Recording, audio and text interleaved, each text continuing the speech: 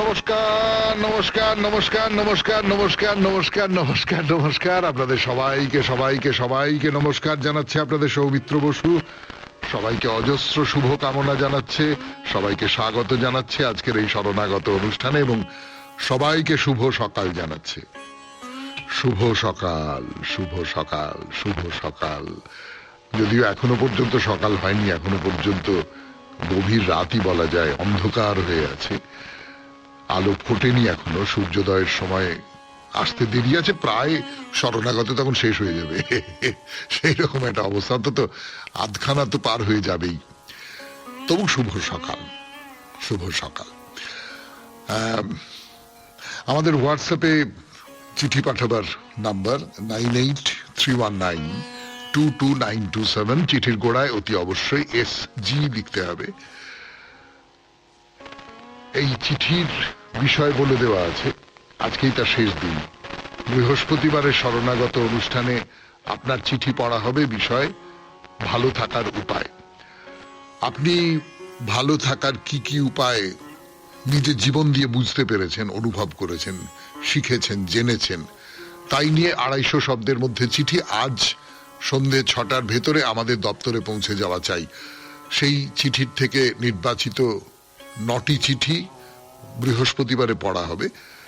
কিন্তু আমি জানি যে 9টা চিঠিতেই তো শেষ হয়ে যাবে না, আরো অনেক চিঠি উপচে পড়বে এবং পরবর্তীকালে অন্যান্য দিনের যে শরণাগত অনুষ্ঠান সেখানেও পড়া হবে। আমাদের হোয়াটসঅ্যাপের নাম্বার 9831922927। চিঠির গোড়ায় SG লিখবেন। এবারে তাহলে আজকের অনুষ্ঠান সম্পর্কে বলি। আজকের অনুষ্ঠানে প্রথমে পুরাণ চিরন্তন। পুরাণ চিরন্তনে আমরা 64 কলা নিয়ে কথা বলছিলাম। এই 64 কলার মধ্যে একটি কলা নিয়ে কথা বলছি, সেটা হচ্ছে চিত্রকলা, ছবি আঁকা। ছবি আঁকা নিয়ে কথা শুরু করেছি যে আমাদের পুরাণে, আমাদের প্রাচীন গ্রন্থে ছবি আঁকার কি কি প্রসঙ্গ বলা হয়েছে, তার সবটা বলা যাবে না, কিন্তু তার কিছু কিছু উদাহরণ আপনাদের সামনে দিচ্ছি। তারপরে আমরা চলে যাব স্বামী বিবেকানন্দের রচনা থেকে পাঠ এই পর্বে, মায়া ও ঈশ্বর ধারণার ক্রমবিকাশ। এই লেখাটি, বক্তৃতাটি আমরা খানিকটা পর্যন্ত পাঠ করেছি, তারপরের আরো খানিকটা অংশ পাঠ করে শোনাবো। তারপরে কথামৃত থেকে পাঠ করে শোনাবো, পড়ব স্বামী লোকেশ্বরানন্দজির রচনা থেকে, আপনাদের চিঠি পড়ব এবং তারপর শেষে বাইরে দূরে 92.7 বিগ FM এ শরণাগত অনুষ্ঠান শুনছেন। আমি আছি আপনাদের সঙ্গে, আপনাদের সৌমিত্র বসু। ফিরে আসছি গানের পর। চিত্র রচনা। ফিরে এলাম 92.7 বিগ FM এ শরণাগত অনুষ্ঠানে। তো এই যে 64 কলা, তার মধ্যে ছবি আঁকা, আলেখ্য, যাকে একটু আধটু ওলট পালট করে আরেখ্য বলা যায়, রেখা দিয়ে যা তৈরি করা হয়, এইটা কিন্তু একেবারে গোড়া থেকেই এটা প্রতিষ্ঠিত হয়ে গিয়েছিল পুরাণে বা প্রাচীন যে গ্রন্থে, আমাদের গ্রন্থে তার কথা বলা হচ্ছে না। আমরা বেদে যে এই আলেখ্য রচনার কথা কিছু পাচ্ছি, আমি অন্তত এমনটা জানি না। অন্য কেউ যদি জানেন তাহলে নিশ্চয়ই আমার ভুল সংশোধন করে দেবেন। কিন্তু ঋগ্বেদ কেন, ঋক, সাম, যজু, অথর্ববেদ পর্যন্ত এই আলেখ্য রচনার কথা সেখানে ওই রকম করে কিছু নেই। কিন্তু পরবর্তীকালে কালিদাসের মন্তব্য থেকে একটা কথা বোঝা যায়। কালিদাস শকুন্তলার রূপ বর্ণনা করছেন, বিশ্লেষণ করছেন, মানে দুষ্যন্তের জবানিতে। তা দুষ্যন্ত বলছেন যে বিধাতা আগে শকুন্তলার চিত্র তৈরি করে নিয়ে তারপর সেই চিত্রে প্রাণ যোজনা করেছেন, অথবা অনন্ত রূপ একত্র সংগ্রহ করে তারপর মনে মনেই একে তৈরি করেছেন। এই যে কথাটা, বিধাতা আগে শকুন্তলার চিত্র তৈরি করেছেন, তারপর তাকে একটা রূপ দিয়েছেন। তার মানে এই যে আগে চিত্র তৈরি করার এই যে ধারণাটা, এই যে অভ্যাসটা, এই যে প্রথাটা, এইটা তখনকার দিনে ছিল, কালিদাসের আগে থেকেই এটা ছিল। যদি কেউ কোনো একটা কিছু একটা মূর্তি গড়েন, তাহলে প্রথমে তো তার একটা ছবি, একটা স্কেচ করে নেন। আপনাদের মধ্যে যারা ছবি আঁকেন, ছবি দেখেন, তারা বলতে পারবেন যে অনেক সময় স্কেচ করে নেওয়া হয়। তো সেই রকম করে যেন বিধাতা একটা স্কেচ করে নিয়েছেন। এটা তো চিত্রাঙ্কনের একটা মূল ভাব। এই এই রূপদান করার ব্যাপারটাকে যদি চিত্রাঙ্কনের একেবারে মৌল উপাদান হিসেবে গ্রহণ করি, তাহলে বেদের মধ্যে আমরা সেই প্রথম রূপকারকে দেখতে পাবো। কিভাবে পাবো? ত্বষ্টা। ত্বষ্টা হচ্ছেন মনুষ্য শরীরের রূপকার। সেই ত্বষ্টাকে কি বলছে? ত্বষ্টা সম্পর্কে বলছে যে ত্বষ্টা রূপাণি হি প্রভু পশুন বিশ্বন সমানজে। তিনি, এই ত্বষ্টাই বিশ্বজগতের অশেষ প্রাণীকুলের রূপ তৈরি করেছেন। আবার কি চমৎকার দেখুন, কোন একটি মেয়ে গর্ভবতী হয়েছে, তার গর্ভে যে সন্তানটা আছে তাকে মানুষের চেহারা দিতে হবে। ত্বষ্টার কাছে প্রার্থনা করা হচ্ছে যে তুমি একে মানুষের অবয়ব দাও। তাহলে এই যে প্রার্থনাগুলো, এই প্রার্থনাগুলোর মধ্যে দিয়ে কোথাও একটা তো এই চিত্রাঙ্কন সম্পর্কে ধারণা, এবং বিশ্ববিধাতা হচ্ছেন এই চিত্রাঙ্কনের একেবারে প্রথম পুরুষ, প্রধান পুরুষ, এইরকম একটা রূপকার। তৈত্তিরীয় সংহিতাকে, ত্বষ্টাকে সমস্ত পশু এবং স্ত্রী পুরুষের রূপকার বলা হচ্ছে, রূপপতি বলা হচ্ছে। এই রূপ যিনি দেন তিনি হচ্ছেন রূপকার। তো ত্বষ্টা হচ্ছেন এই আদি রূপকার, এবং এই রূপকার শব্দটা হচ্ছে যিনি ছবি আঁকেন, চিত্রী, তার আদি রূপ। শুনছেন পুরাণ চিরন্তনে চিত্রকর্মের কথা 92.7 বিগ এফএম এ শরণাগত অনুষ্ঠানে। আরো কথা বলবার জন্য ফিরে আসছি গানের পর। আপনাদের মহাভারতের একটা কাহিনী বলি, তার মধ্যে ছবির ব্যাপারটা কিভাবে চলে আসছে সেইটা আপনাদের বলি। মহাভারতের তিলোত্তমার কাহিনী ভেবে দেখুন। শুদ্ধ উপসন্দের মৃত্যু ঘটানোর জন্য প্রজাপতি ব্রহ্মা বিশ্বকর্মাকে আদেশ দিলেন যে একটা নারী শরীর তৈরি করো। এমন একটা নারী শরীর, অপ্রতিম, অর্থাৎ যার কোনো আগের রূপ নেই, যার কোনো প্রতিমা নেই, এইরকম একটা নারী শরীর তৈরি করো। তারপর বিশ্বকর্মা যা কিছু সুন্দর আছে এই পৃথিবীতে, তার সবকিছু থেকে তিল তিল তিল তিল করে তুলে এনে যে নারী শরীরটি তৈরি করলেন, প্রজাপতি তার নাম দিলেন তিলোত্তমা, অর্থাৎ তিল তিল করে যেটা তৈরি হয়ে উঠেছে। তো তিল তিল করে রূপ দিয়ে যেমন তিলোত্তমার সৃষ্টি হয়, সেই রকম তুলি দিয়েও একেবারে তিল তিল করে একটা একটা একটা একটা রেখা, একটা রেখা, একটা রেখা, তার সঙ্গে একটা ফোঁটা রং, একটা ফোঁটা রং, একটা ফোঁটা রং, এই করে তিল তিল করে গড়ে ওঠে ছবি। এই যে ছবি তৈরি হওয়া, এটা কালিদাস বলছেন যে পার্বতীর যে যৌবন এসেছে, তার যে চিত্র করতে গিয়ে বলছেন উন্মীলিতম তুলিকা এব চিত্রম। তুলি দিয়ে যেন পার্বতীর যে যৌবনোদ্ভেদী শরীর, সেইটা তৈরি করা হয়েছে। 92.7 বিগ এফএম এ শরণাগত অনুষ্ঠানে শুনছেন ছবি আঁকার কথা। আমাদের প্রাচীন যুগে ছবি আঁকা নিয়ে যে সব কথাবার্তা বলা হয়েছে, 64 কলা নিয়ে আলোচনায় এখন এই আলেখ্য রচনা। আবার আগামীকাল হবে। আজকের মতো তাহলে শেষ করছি পুরাণ চিরন্তন, এরপর গান, গানের পর স্বামী বিবেকানন্দের রচনা থেকে পাঠ। স্বামী বিবেকানন্দের রচনা থেকে পাঠ 92.7 বিগ এফএম এর শরণাগত অনুষ্ঠানে মায়া ও ঈশ্বর ধারণার ক্রমবিকাশ। ভূতি বলো, আত্মাই বলো, মনই বলো, আর যাহাই বলো না কেন, যে কোনো নামই দাও না কেন, ব্যাপার সেই একই। আমরা বলিতে পারি না উহাদের অস্তিত্ব আছে, উহাদের অস্তিত্ব নাই এ কথাও বলিতে পারি না। আমরা উহাদিগকে একও বলিতে পারি না, আবার বহুও বলিতে পারি না। এই আলো অন্ধকারের খেলা, এই এলোমেলো অবিচ্ছেদ্য ভাব সর্বদা রহিয়াছে। সমুদয় ব্যাপার একবার সত্য বলিয়া বোধ হইতেছে, আর একবার বোধ হইতেছে মিথ্যা। একবার বোধ হইতেছে আমরা জাগরিত, একই কালে বোধ হইতেছে আমরা নিদ্রিত। ইহা বাস্তবের বর্ণনা মাত্র, এবং ইহাকেই বলে মায়া। আমরা এই মায়াতে জন্মিয়াছি, আবার মায়াতেই জীবিত রহিয়াছি।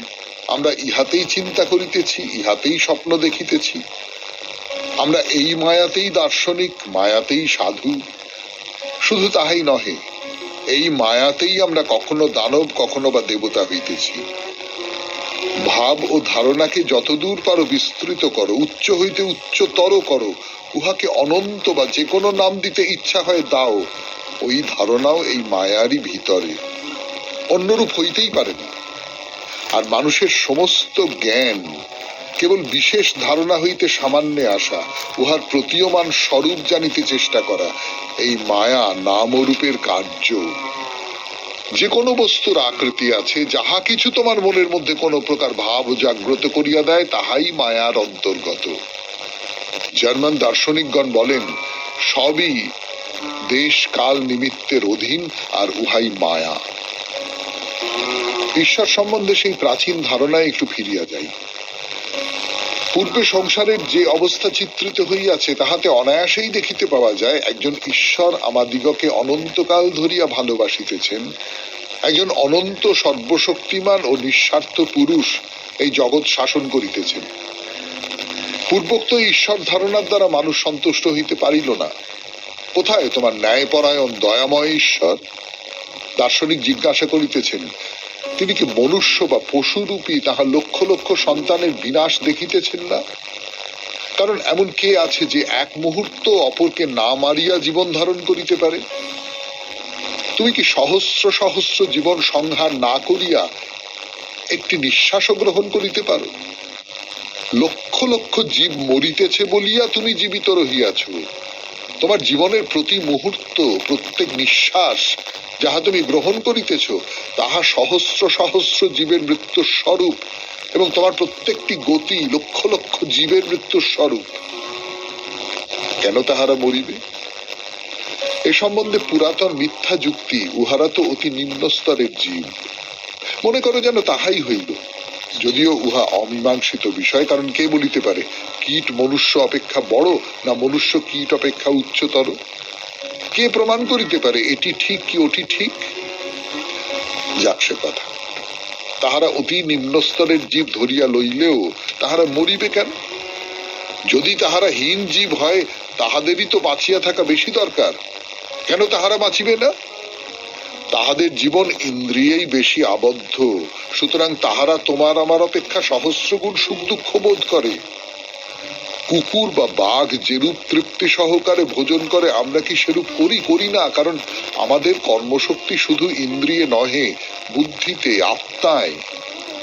কিন্তু পশুদের প্রাণ ইন্দ্রিয়েই পড়িয়া রহিয়াছে, তাহারা ইন্দ্রিয় সুখের জন্য উন্মত্ত হয়। তাহারা এত আনন্দের সহিত ইন্দ্রিয় সুখ ভোগ করে যে মানুষ সেরূপ কল্পনাও করিতে পারে না। আর তাহার এই সুখ ও দুঃখ সমপরিমাণ। শুনলেন স্বামী বিবেকানন্দের রচনা থেকে পাঠ, মায়া ও ঈশ্বর ধারণার ক্রমবিকাশ। এখন গান, গানের পর ঠাকুর শ্রী রামকৃষ্ণ পরমহংসদেবের কথামৃত থেকে পাঠ। সেই পাঠ করব, তার আগে মনে করিয়ে দেব আজকেই শেষ দিন। আজকের মধ্যেই কিন্তু আপনার চিঠি আমাদের দপ্তরে পৌঁছে যাওয়া চাই। চিঠির বিষয় ভালো থাকার উপায়। 92.7 বিগ এফএম এ শরণাগত অনুষ্ঠানে ফিরে আসছি গানের পর। ফিরে এলাম 92.7 বিগ এফএম এ শরণাগত অনুষ্ঠান শুনছেন। আমি আছি আপনাদের সঙ্গে, আপনাদের সৌমিত্র বসু। এখন কথা অমৃত থেকে পাঠ, ঠাকুর শ্রী রামকৃষ্ণ পরমহংসদেবের কথা অমৃত। ঠাকুর দক্ষিণেশ্বরে, তিনি একা থাকুন, হৃদয়ে নেই। ঠাকুরের কাছে সর্বক্ষণ থাকে এইরকম লোক নেই। তো ঠাকুর শিব মন্দিরে গেছে। শিব মন্দিরে গিয়ে সেই মন্দির দর্শন করে তার ভাবাবস্থা উপস্থিত হয়েছে। তিনি ওই মন্দিরের সিঁড়ির ওপর বসে পড়েছেন।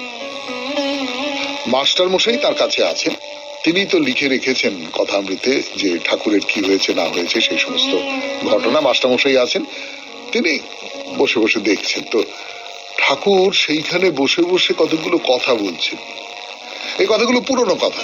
ঠাকুর এই ধরনের কথা বহুবার বলেছেন, এবং শুধু কথা বলা নয়, এই ধরনের আচরণ বহুবার করেছেন। তো ঠাকুর কি বলছেন? ঠাকুর বলছেন যে মা, সবাই বলছে আমার ঘড়ি ঠিক চলছে।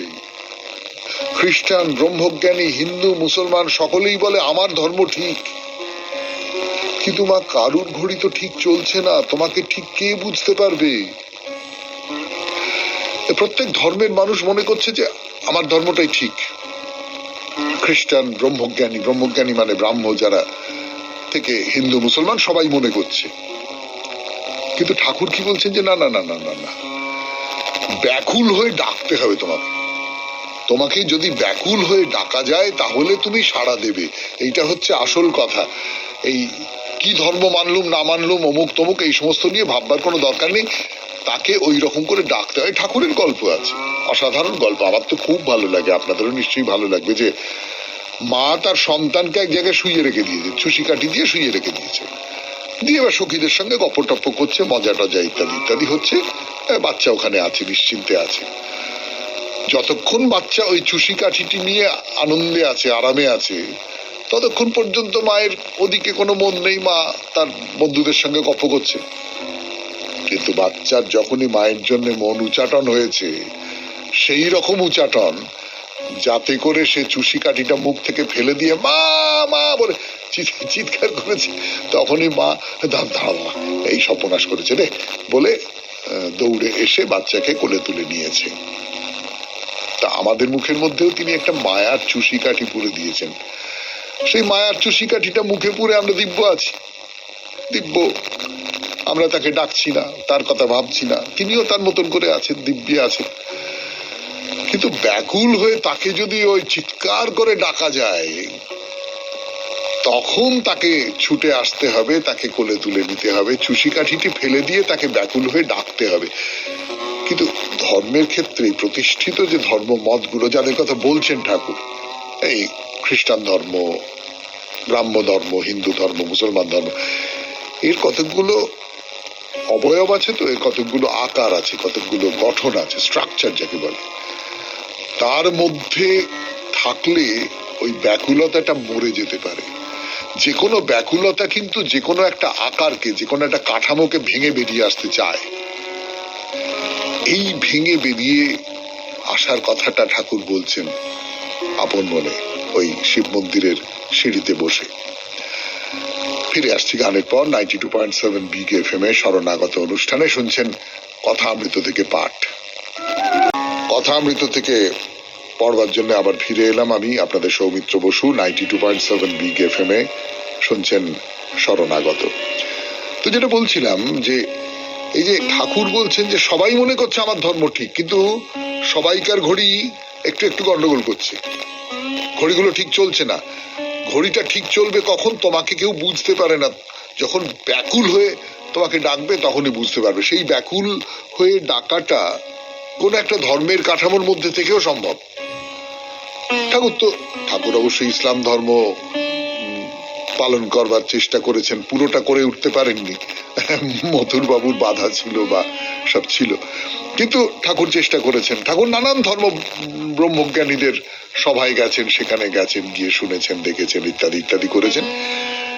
কিন্তু ঠাকুরের ভেতরে ওই ব্যাপারটা ছিল, ওই কৌতূহলটা ছিল। আচ্ছা আচ্ছা আচ্ছা, ওরা কেমন করে ডাকে, কেমন করে ডাকে, একটু বুঝি তো, দেখি তো একটু। হ্যাঁ, এই ব্যাপারটা ছিল। তো বলছেন যে একটাই শুধু তার ভেতরে একটা কোনো জায়গায় তার ভেতরে একটা অতৃপ্তি থেকে গেছে, সেটা হচ্ছে মা, খ্রিস্টানরা গির্জাতে তোমাকে কি করে ডাকে একবার দেখিও না। আমার তো দেখবার খুব ইচ্ছে, কিন্তু আমি তো গির্জার ভেতরে ঢুকতে পারবো না।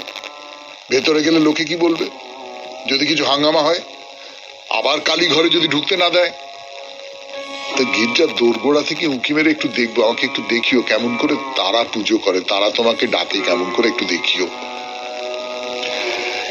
এই যে কৌতূহল, এই যে তোমাকে কে কেমন করে ডাকছে এইটা জানা। বলি আপনাদের, আরেকদিন ঠাকুর নিজের ঘরে ছোট খাটটার উপর বসে রয়েছেন, খুব হাসি খুশি, খুব আনন্দে আছেন। তো কালীকৃষ্ণ বলে একজন, কালীকৃষ্ণ ভট্টাচার্য, পরে বিদ্যাসাগর কলেজে সংস্কৃত সাহিত্যের বা ভাষার অধ্যাপক হয়েছিলেন, কালীকৃষ্ণ এসেছেন, তার এক বন্ধু নিয়ে এসেছেন তাকে। তো মাস্টারমশাই আছেন সেখানে। কালীকৃষ্ণকে বন্ধু বলেছেন যে চলো চলো চলো এক জায়গায় চলো, সেখানে এক জ্বালা মদ আছে, চলো। তো কালীকৃষ্ণ তার সঙ্গে চলে এসেছেন। এইবারে সেই এক জ্বালা মদ মানে হচ্ছেন তো ঠাকুর। খুব হাসি, ঠাকুর খুব মজা করছেন, বলছেন হ্যাঁ, ভজনানন্দ ব্রহ্মানন্দ, এই আনন্দই সুরা, প্রেমের সুরা। মানব জীবনের উদ্দেশ্য ঈশ্বরের প্রেম, ঈশ্বরকে ভালোবাসা, ভক্তি সার। জ্ঞান বিচার করে ঈশ্বরকে জানা বড়ই কঠিন। ওই ডাকতে হবে, মা বলে চিৎকার করে কেঁদে ডাকতে হবে। ওই মাকে, তিনি কোথায়, তিনি কি, তিনি এই সমস্তটা বুঝে সুঝে তারপর তাকে ডাকা, এইটা অনেক বেশি কঠিন। কথামৃত থেকে পাঠ শুনলেন, এরপর স্বামী লোকেশ্বরানন্দজির রচনা থেকে পাঠ। রচনার নাম আমরা যার খোঁজে সব সময়ই থাকি, মানসিক শান্তি। ফিরে আসছি, একটু গান শুনে নি। মানসিক শান্তি। মানসিক শান্তি বলে কিছু আছে কি? আপনার পরিচিত কোনো ভাগ্যবান ব্যক্তিকে এই প্রশ্ন করে দেখুন, খুব সম্ভবত তিনি বলবেন, লোকে শান্তির কথা বলে শুনেছি, আমিও তার সন্ধানে আছি, কিন্তু এখনো তার দেখা পাইনি। বাস্তবিক শান্তি এত দুর্লভ বস্তু যে আদৌ তা আছে কিনা এবং তা লাভ করা সম্ভব কিনা, এ নিয়ে মানুষের মনে সন্দেহ জাগে। যাদের স্বাস্থ্য, সৌন্দর্য, সামাজিক প্রতিপত্তি, বিত্ত, রাজনৈতিক ক্ষমতা, এক কথায় মানুষ যা চায় তার সবকিছুই আছে, তারাও অভিযোগ করেন তাদের মানসিক শান্তি নেই। শুনতে আশ্চর্য লাগলেও এটি সত্য যে এই ধরনের মানুষই সবচেয়ে বেশি অসুখী। এদের অবস্থা এতই সঙ্গীন যে একটু শান্তি পেলে এরা এদের যাবতীয় সম্পদ ছুঁড়ে ফেলে দিতেও প্রস্তুত। তাহলে মানসিক শান্তি কি করে পাওয়া যাবে? তার উত্তর এই, আপনি যদি নিঃস্বার্থ হতে পারেন তবেই আপনার মানসিক শান্তি আসবে। যে মানুষ যতটা স্বার্থহীন সে ততটাই সুখী। নিঃস্বার্থ মানুষ এই কারণেই সুখী যে তিনি নিজের কথা কম ভাবেন এবং অন্যের কথাই বেশি চিন্তা করেন। তিনি সকলকেই সুখী দেখতে চান। তার যা আছে তা অন্যের থাকবে না এটা তিনি কল্পনাও করতে পারেন না। এই ধরনের ভাবনা তার প্রকৃতি বিরুদ্ধ। অন্যদিকে যিনি স্বার্থপর তিনি কেবল নিজের চিন্তাই করে যান। এতটাই আত্মকেন্দ্রিক তিনি যে অন্যের কি হলো না হলো তা নিয়ে তার কোনো মাথা ব্যথা নেই। নিজের সম্পর্কে তার ধারণা এতটাই অতিরঞ্জিত যে তিনি মনে করেন বিশ্ব সংসার তার উপরেই নির্ভর করছে। তিনি চান সবকিছুই তার ইচ্ছা অনুযায়ী ঘটবে, তা যদি না ঘটে তাহলেই তিনি ব্যথিত হন। নিঃস্বার্থ মানুষ সেরকম আশা করেন না। তিনি সচেতন যে অন্যের ঘাড়ে নিজের ইচ্ছা চাপানোর কোনো অধিকার তার নেই। নিজের পাতে ঝোল টেনে তিনি কাউকে বঞ্চিত করতে চান না। তার যা আছে তাই নিয়েই তিনি তৃপ্ত। আর তার যা আছে তা যদি অন্যেরও থাকে তাহলে তিনি আরো বেশি আনন্দিত হন। অন্যের দুঃখে তিনি কষ্ট পান, অন্যের সুখেই তার সুখ। সকলের প্রতি তার শুভ কামনা, সেখানে জাত বা ধর্মের কোনো গণ্ডি নেই। একটি সংস্কৃত শ্লোক আছে, উদার চরিতানাং তু বসুধৈব কুটুম্বকম, অর্থাৎ সমগ্র জগৎই তার আত্মীয়। তিনি সাধারণ ব্যক্তি হতে পারেন, কোনো মহলেই তার প্রভাব নাও থাকতে পারে, কিন্তু তা সত্ত্বেও কারো বিরুদ্ধে অন্যায় করা হলে তিনি মনে করেন সে অন্যায় তার বিরুদ্ধেই করা হয়েছে। স্বার্থপর মানুষ উচ্চাভিলাষী হন। তার হয়তো অনেক আছে, তবু তিনি আরো চান, যত পান ততই চান। চাহিদাকে কোথায় থামাতে হয় তা তিনি জানেন না। ফলে কোনো কিছু চেয়ে না পেলে তিনি অধৈর্য, অস্থির হয়ে পড়েন। যেন তেন প্রকারের সাফল্য লাভই তার উদ্দেশ্য। উপায় নিয়ে তিনি তত চিন্তিত নন। তিনি স্বভাবতই দাম্ভিক এবং দুনিয়াকে কিভাবে চালানো উচিত সে ব্যাপারে তার নিজস্ব মত আছে। সেসব ধারণা হয়তো অসার ও অন্যায়, কিন্তু সেসব দুষ্ট ভাবনাগুলো রূপায়িত করতে গিয়ে তিনি যদি বাধা পান, তাহলে হতাশ ও ক্রুদ্ধ হয়ে তিনি বহু নিরপরাধ মানুষের ক্ষতি করতে পারেন। তিনি সর্বদাই উত্তেজিত, তার অসংযত মন এক যুক্তিহীন পরিকল্পনা থেকে আর এক অসংগত পরিকল্পনার দিকে তাকে ছুটিয়ে মারে। কিন্তু যিনি নিঃস্বার্থ, তিনি সানন্দে অন্যের সেবা করলেও কোনো কিছুতেই বাড়াবাড়ি করেন না, কোনো আড়ম্বর নেই তার। অন্যের জন্য আন্তরিকভাবে চিন্তা করেন বলেই তিনি সাহায্যের হাত বাড়িয়ে দেন, কোনো অভিসন্ধি নিয়ে সাহায্য করেন না। মন তার এতটাই বসে যে সাফল্য অথবা ব্যর্থতা যাই আসুক, তিনি প্রশান্ত চিত্তে তা মেনে নেন।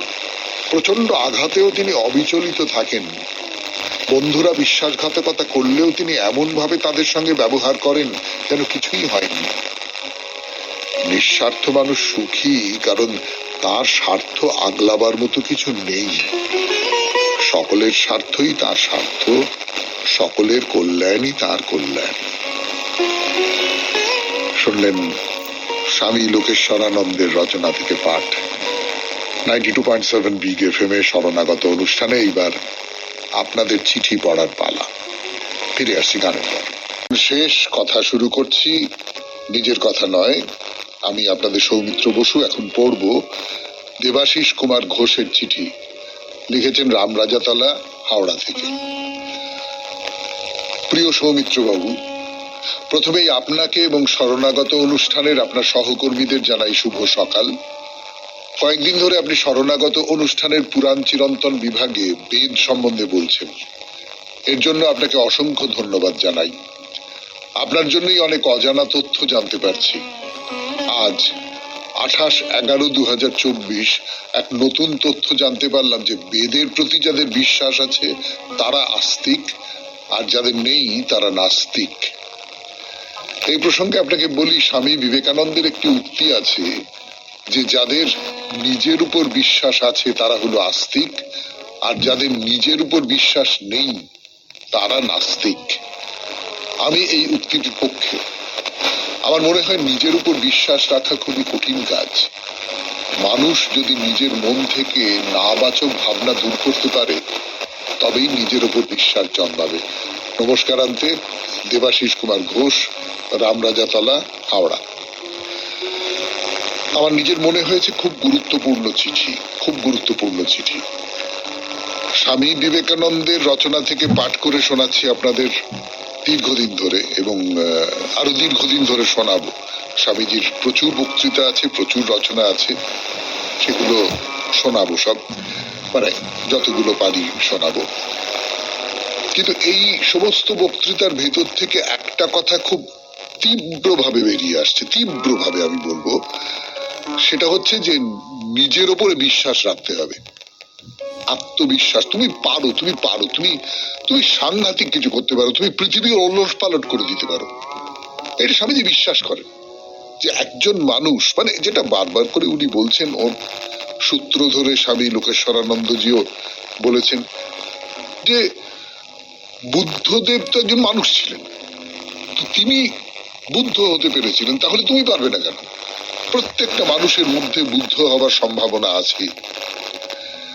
স্বামীজি এই আমাদের মনের মধ্যে এই জোরটা তৈরি করে দিতে পারেনি, এই একটা আশ্চর্য ক্ষমতা তার। তো যেটা সেই সূত্রে বলবার যে হ্যাঁ, আমার ভেতরে বিশ্বাস আছে, আত্মবিশ্বাস যাকে বলে, তাহলে আমি আস্তিক। আর আমার ভেতরে আত্মবিশ্বাস নেই, তাহলে আমি নাস্তিক। বেদ যে আমাকে জানতেই হবে আজকের দিনে, 2024 সাল শেষ হয়ে এলো, এটা নাও হতে পারে, নাও হতে পারে। বেদ না জেনেও একজন কেউ জীবনে সত্যিকারের একজন একটা সিদ্ধি লাভ করতে পারে। কিন্তু নিজের প্রতি বিশ্বাস রাখা, নিজের অস্তিত্বে বিশ্বাস রাখা, নিজের যে চেতনা মনন, তার অস্তিত্বে বিশ্বাস রাখা, এইটা খুব জরুরি। এবং এইটা আপনি আস্তিক নাস্তিকের যে ব্যাখ্যাটা করেছেন স্বামী বিবেকানন্দকে অনুসরণ করে, সেইটা আমার নিজের খুব গ্রহণযোগ্য বলে মনে হয়েছে। এবং মনে হয়েছে যে শরণাগতে, আমরা যারা শরণাগত পরিবারের অন্তর্গত, তাদের প্রত্যেকের এই কথাটা মনের মধ্যে রেখে দেওয়া উচিত। আপনাকে অনেক ধন্যবাদ এবার বাইরে দূরে 92.7 বিগ এফএম এ শরণাগত অনুষ্ঠান শুনছেন। এখন আমরা আছি গুজরাটের গব্বর পাহাড়ের উপরে অম্বাজির মন্দিরে। ফিরে আসছি গানের পর। আপনাদের সঙ্গে আপনাদের সৌমিত্র বসু। এখন বাইরে দূরে গুজরাটে গব্বর পাহাড়ের উপরে অম্বাজির মন্দির। হোক জীবনের সুর বদল। তো এই অম্বাজিকে দর্শন করব আমরা। অম্বাজির যে গর্ভগৃহ সেখানে প্রবেশ করলাম। দেখেই মনে হয় বহু প্রাচীন কোন মূর্তি, পাথরের মূর্তি, এবং পাথরের মূর্তি তার যে কোনো একটা স্পষ্ট আকার আছে এরকমটাও প্রায় মনে হয় না, যেন পাথরের কিছু বিন্যাস,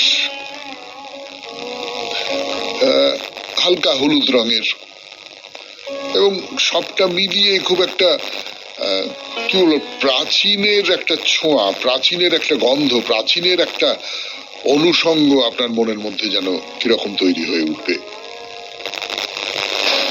জয় মাতাজি বলে আমরা বেরিয়ে এলাম, প্রণাম করে গব্বর পাহাড় থেকে নিচে নেমে এলাম। গুজরাটের বিখ্যাত দুর্গা মন্দির, দুটো দুর্গা মন্দির, কিন্তু বস্তুত একটাই, আমরা বলেছি এর আগে, সেটা সেই দর্শন করা হলো। তাহলে এইবারে কোথায় যাব আমরা? গুজরাটের পরে কোন রাজ্য? একটু ম্যাপ দেখা যাক। ম্যাপ দেখে যেটা দেখা যাচ্ছে সেটা হচ্ছে যে একেবারে ভারতের পশ্চিম উপকূলে হচ্ছে গুজরাট। সেই গুজরাট রাজ্যের মন্দির দেখলাম আমরা। আপনি আরো ডান দিকে চলে আসুন, ডান দিকে চলে আসুন। গুজরাটের ডান দিকে মধ্যপ্রদেশ। মধ্যপ্রদেশের পরে এক চিলতে একটা রাজ্য, সেটা হচ্ছে ছত্তিশগড়। মানে ভদ্র শিষ্ট উচ্চারণে ছত্তিশগড়ই হবে, কিন্তু আসলে বলা হয় ছত্তিশগড়। ছত্তিশগড়ই লেখা হয়, ছত্তিশগড়টাই চলে। আসলে ছত্তিশগড় আগে মধ্যপ্রদেশের মধ্যেই ছিল। মধ্যপ্রদেশ একটা বিশাল রাজ্য ছিল, তাকে আলাদা একটা রাজ্য করে তোলা হয়েছে ছত্তিশগড় নামে। সেটা খুব বেশি দিন হয়নি। তো এখানকার যে আদিবাসী সমাজ, এখানকার যে ঐতিহ্য, লোক ঐতিহ্য, সেটা খুব বিখ্যাত, খুবই বিখ্যাত। মানে আমি যেহেতু থিয়েটারের মানুষ, সেই জন্য আমার খুব বলতে ইচ্ছে করছে যে হাবিব তানভীর, তিনি একজন বিখ্যাত নাট্য নির্দেশক, নাট্য বিশেষজ্ঞ, নাট্য মানুষ, নাট্যজন ছিলেন। তো তিনি এই ছত্তিশগড়ের যে লোক কাহিনী এবং ছত্তিশগড়ের যে লোকনাট্য, তাকে অবলম্বন করে অসাধারণ সমস্ত নাট্য প্রযোজনা করেছেন, এবং সেগুলো গোটা পৃথিবীতেই খুব সমাদৃত হয়েছে। হাবিবজি চলে গেছেন এই পৃথিবী ছেড়ে। তো যাই হোক, সেই ছত্তিশগড়, সেখানকার বিখ্যাত একটি দেবী দুর্গার মন্দির আমরা দেখতে এসেছি। এখানে একটি খুব বিখ্যাত মন্দির আছে, তার নাম হচ্ছে মহামায়া মন্দির। এই মহামায়া মন্দিরের কথা বলবো এবার থেকে আপনাদের 92.7 বিগ এফএম এ শরণাগত অনুষ্ঠানে বাইরে দূরে এই পর্যায়ে। একটু গান শুনি, গানের পর ছত্তিশগড় মহামায়ার মন্দির। আপনাদের এই 92.7 বিগ এফএম এ শরণাগত অনুষ্ঠানে ছত্তিশগড়ে আছি আমরা এখন। এই ছত্তিশগড়ে মহামায়ার মন্দির দেখতে এসেছি। ছত্তিশগড়ে রত্নপুর বলে একটা জায়গা রয়েছে। এই রত্নপুরে এই মন্দিরটা অবস্থিত। এই যে রত্নপুর, বা নাকি রত্নাপুর হবে, ওদের উচ্চারণে রত্নাপুর, যাই হোক না কেন, এ খুব প্রাচীন একটি নগরী, প্রাচীন নগরী এবং ঐতিহাসিক নগরীও বটে। বিশেষ করে এই যে রত্নপুর শহরটা, এটা খুব বিখ্যাত এই মহামায়ার মন্দিরের জন্য। দলে দলে মানুষ এখানে আসেন, দেবীর আশীর্বাদ পেতে আসেন। তো এই যে দেবী মহামায়া, এখন আমরা ছত্তিশগড়ের একেবারে, ছত্তিশগড়ের প্রায় প্রতীক হয়ে উঠেছেন এই দেবী মহামায়া। সেই মন্দির দেখবো আমরা। তো এই রত্নপুরের এই মহামায়া মন্দির, কবে এই মন্দির প্রতিষ্ঠিত হলো? প্রথম প্রশ্ন তো এটাই তো কতদিনের পুরনো এই মন্দির? অনেক দিনের। কবে এই মহামায়া মন্দির প্রতিষ্ঠিত হলো সেটা জানতে গেলে আপনাকে অনেক দূর পর্যন্ত পিছিয়ে যেতে হবে। ধরা যাক দ্বাদশ থেকে ত্রয়োদশ শতাব্দী, মানে এখন হচ্ছে একবিংশ শতাব্দী, আপনি পিছিয়ে যাচ্ছেন দ্বাদশ শতাব্দীতে, ত্রয়োদশ শতাব্দীতে। তখন এই বাংলায় সেনরা রাজত্ব করছে, চর্যাপদ রচিত হচ্ছে। সেই সময় প্রায় 1000 বছর আগে, সেই 1000 বছর আগে থেকেই এই মন্দির এইখানে দাঁড়িয়ে আছে। এটি সাম্রাজ্য ছিল কলচুরি সাম্রাজ্য। কলচুরি বংশের একজন অন্যতম প্রধান নরপতি, তার নাম রত্নদেব। আপনাদের মনে করিয়ে দিই যে জায়গাটার নাম হচ্ছে রত্নপুর। তো বলা বাহুল্য এই রত্নদেবের নামেই রত্নপুর। রত্নদেবের অত্যন্ত গুরুত্বপূর্ণ, অত্যন্ত বড় মাপের একজন নৃপতি ছিলেন। তো সেই রত্নদেব মা কালীর খুব ভক্ত ছিলেন এবং মা কালীর কৃপা পেয়েছিলেন তিনি।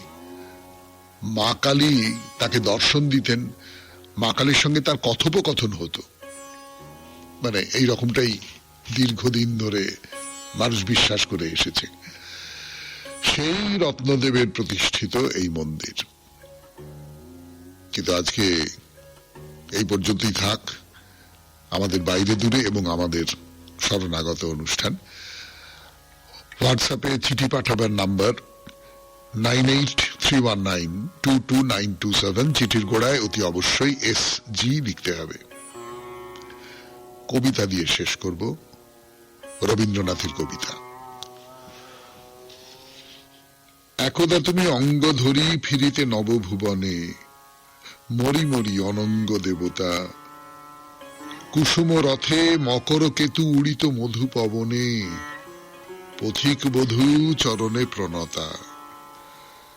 ছড়াত পথে আঁচল হতে অশোক চাপা করবি, মিলিয়া যত তরুণ তরুণী। বকুল বনে পবন হতো সুরার মতো সুরভি, পরাণ হতো অরুণ বরণী। সন্ধ্যা হলে কুমারী দলে বিজন্তব দেউলে, জ্বালায় দিত প্রদীপ যতনে। শূন্য হলে তোমার তুন বাছিয়া ফুল মুকুলে, শায়ক তারা গড়িত গোপনে। কিশোর কবি মুগ্ধ ছবি বসিয়া তব সোপানে, বাজায় বিনা রচিত রাগিনী। হরিণ সাথে হরিণী আসি চাহিত দিন ও নয়ানে, বাঘের সাথে আসিত বাঘিনী। হাসিয়া যবে তুলিতে ধনু প্রণয় ভীরু ষোড়শী, চরণে ধরি করিত মিনতি। পঞ্চস্বর গোপনে লয়ে কৌতূহলে উলসী, পরখ ছলে খেলিত যুবতী। শ্যামল তৃণ শয়ন তলে ছড়ায় মধু মাধুরী, ঘুমাতে তুমি গভীর আলসে। ভাঙাতে ঘুম লাজুক বধূ করিত কত চাতুরী, নূপুর দুটি বাজাতো লালসে। কানন পথে কলস লয়ে চলিত যবে নাগরী, কুসুম স্বর মারিতে গোপনে। যমুনা কূলে মনের ভুলে ভাষায় দিয়ে গাগরী, রহিত চাহি আকুল নয়নে। বাহিয়া তব কুসুমতরী সম্মুখে আসি হাসিতে, শরমে বালা উঠিত জাগিয়া। শাসনতরে বাঁকায় ভুরু নামিয়া জল রাশিতে, মারিত জল হাসিয়া রাগিয়া। তেমনি আজও উদিছে বিধু, মাতিছে মধু যামিনী। মাধবীলতা মুদিছে মুকুলে, বকুল তলে বাঁধিছে চুল একেলা বসি কামিনী। মলয়া নিল শিথিল দুকুলে। বিজন নদী পুলিনে আজও ডাকিছে চখা চখিরে, মাঝেতে বহে বিরহ বাহিনী। গোপন ব্যথা কাতরা বালা বিরলে ডাকি সখিরে, কাঁদিয়া কহে করুণ কাহিনী। এসো গো আজি অঙ্গ ধরি সঙ্গে করি সখারে, বন্যমালা জড়ায় অলোকে। এসো গোপনে মৃদু চরণে বাসর গৃহ দুয়ারে স্তিমিত শিখা প্রদীপ আলোকে। এসো চতুর মধুর হাসি তড়িত সম সহসা চকিত করো বধুরে হরষে। নবীন করো মানব ঘর ধরণী করো বিবসা দেবতা পদ সরস পরশে। খুব ভালো থাকবেন, আনন্দে থাকবেন। নমস্কার। নমস্কার নমস্কার নমস্কার নমস্কার নমস্কার নমস্কার নমস্কার নমস্কার আপনাদের সবাইকে সবাইকে সবাইকে নমস্কার জানাচ্ছে আপনাদের সৌমিত্র বসু। সবাইকে অজস্র শুভ কামনা জানাচ্ছে, সবাইকে স্বাগত জানাচ্ছে আজকের এই শরণাগত অনুষ্ঠানে এবং সবাইকে শুভ সকাল জানাচ্ছে। শুভ সকাল, শুভ সকাল, শুভ সকাল।